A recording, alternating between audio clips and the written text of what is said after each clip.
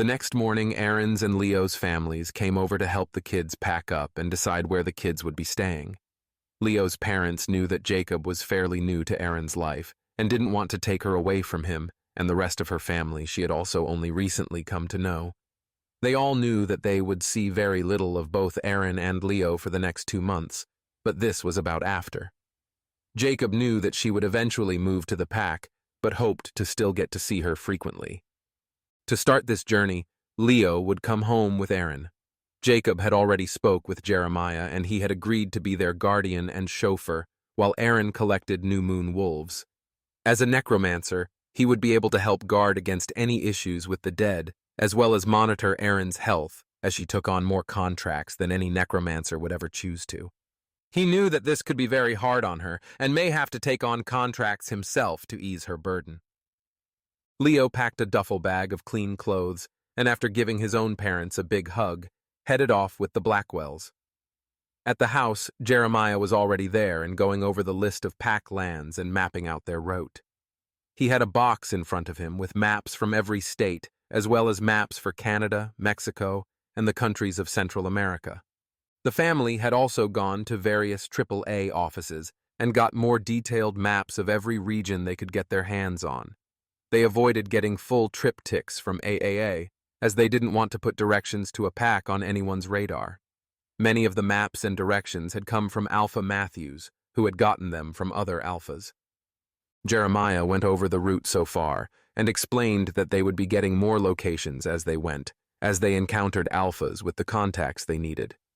Having an alpha make the call would speed along everything and make it so that they could actually complete this guise.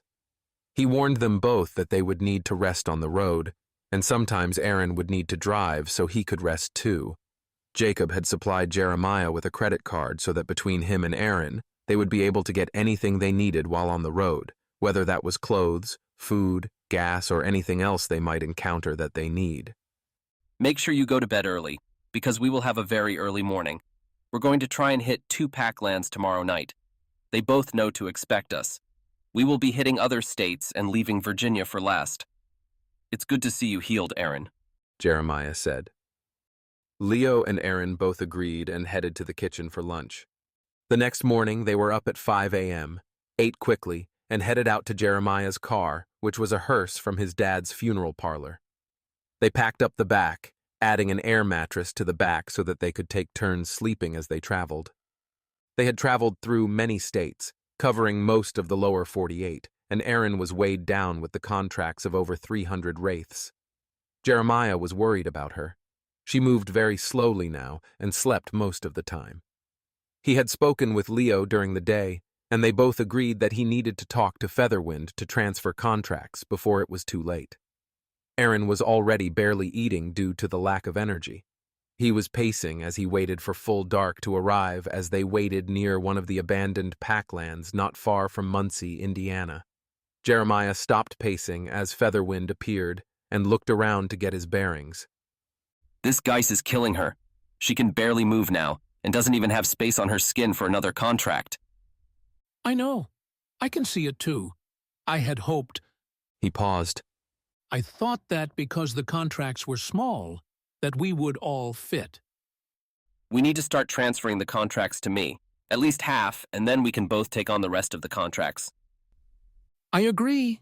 We have also been talking about it amongst ourselves, and we were unsure if we could ask this of you, Featherwind said. You knew I would be needed. Why else except for this? I was expecting more for driving and advice, or even help should we find extremely strong soul eaters. Leo carried Erin out to sit on the ground across from Jeremiah. He sat behind her to be used as back support.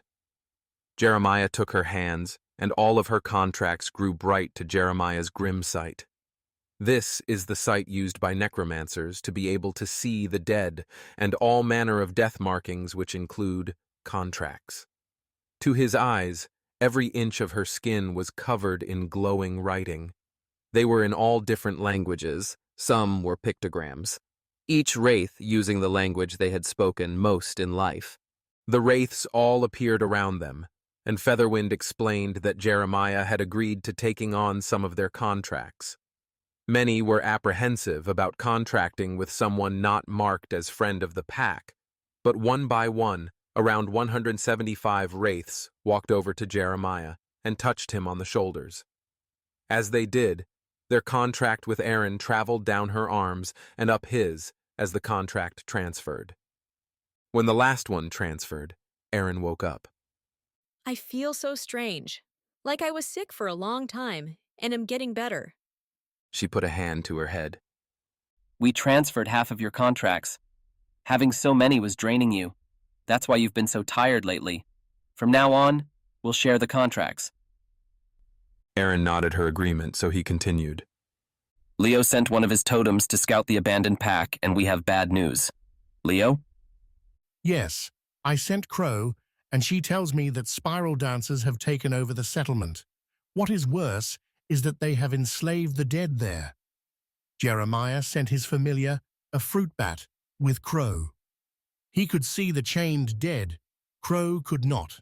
I didn't even know mages could have familiars. Until now. Not all mages find their familiars that were with them in their mage paths here in the living world. You also have to learn Spirit Arcane well enough to communicate with them. That's even harder to do for a necromancer. I awakened pretty young, so I've had a lot of lessons with Uncle Jacob. He turned to Erin. I've noticed a crow that follows you. Only has one eye. I saw him when I left the crypt. He followed me a lot, and sometimes even warned me when wolves and other creatures came to attack me. At Leo's confused look, she explained, The mage paths take place on a plane close to the Fey realms, so things can happen that wouldn't happen here in the waking world. At any rate, where is your Spirit Arcane at? Have you even been able to sense them yet? No, I've tried.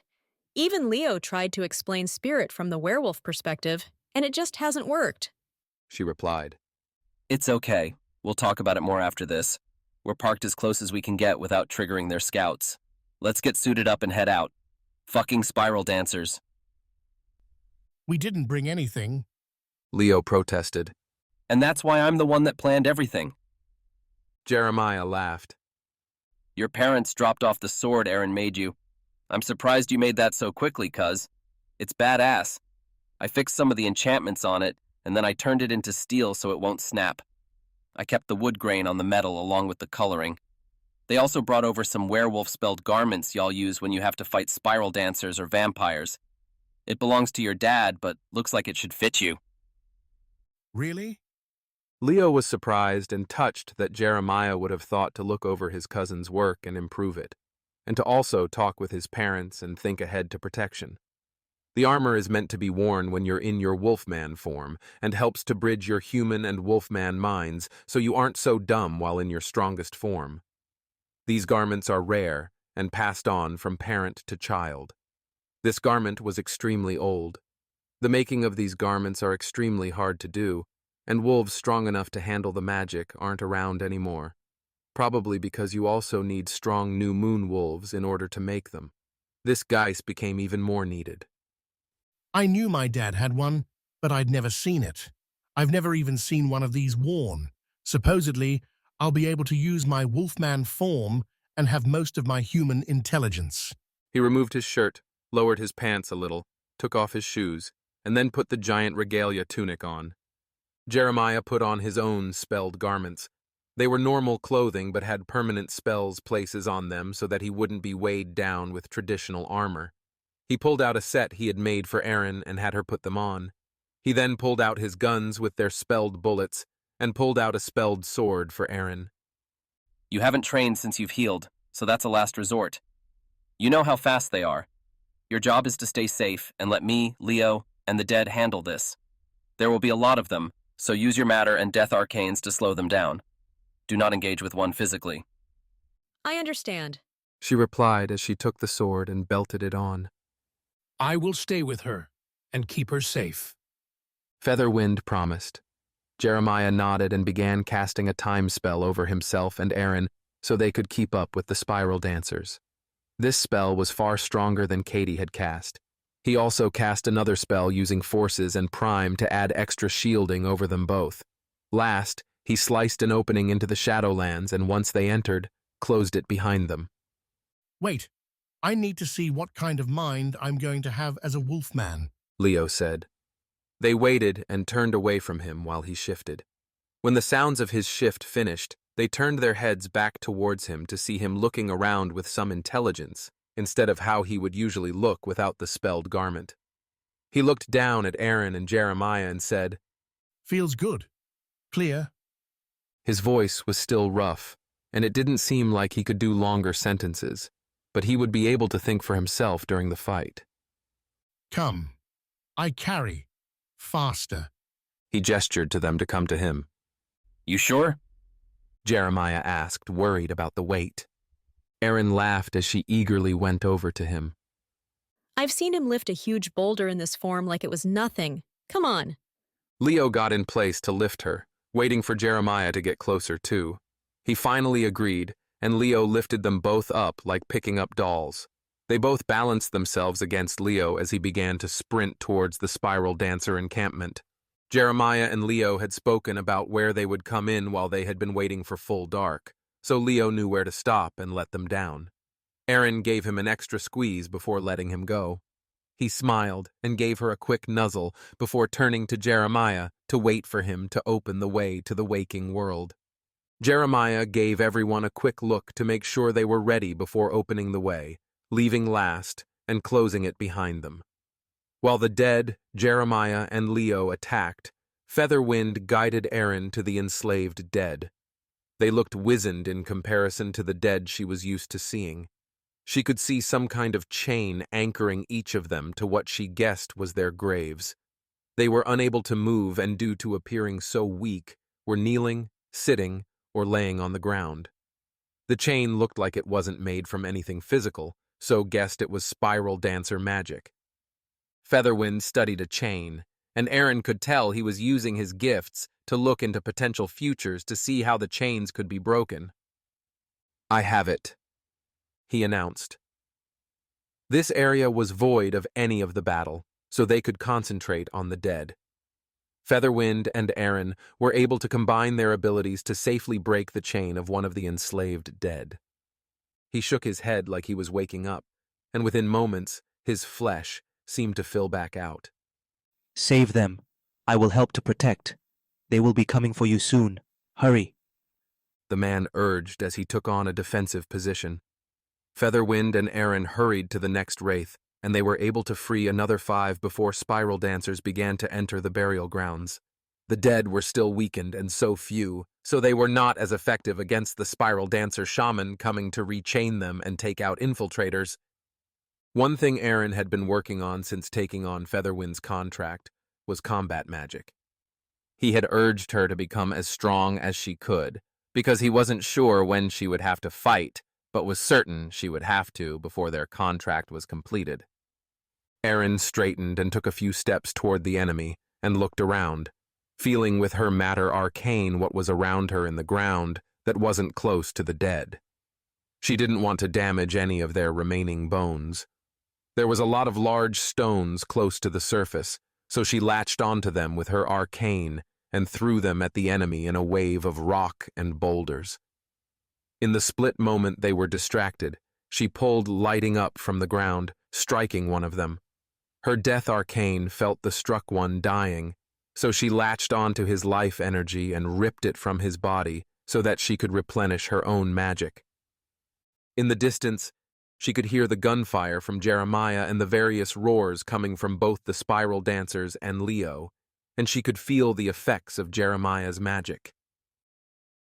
Next, she grabbed a hold of the clothing, hair, and even the ornaments the enemy were wearing and used her matter arcane to change the weight of all that she could get a hold of. The enemy suddenly fell to the ground, dying from being crushed by the weight they now carried. She ripped out their dying life forces and distributed the energy to the dead she was still contracted with. As the last one died, the chains around the remaining enslaved dead broke. Excited to be able to attack their enemies, they spread out and joined the fight. Featherwind nodded to Erin. I think your cousin doesn't know your strength. Let's go and join the fight. I've only seen him once before. He's allowed to not know what I can do. Besides, Uncle Jacob would have made him responsible for my safety. She replied as she ran towards the fighting. She slowed down as she neared the fight, peeking around the corner of a building. It was like watching a kicked-over ant mound.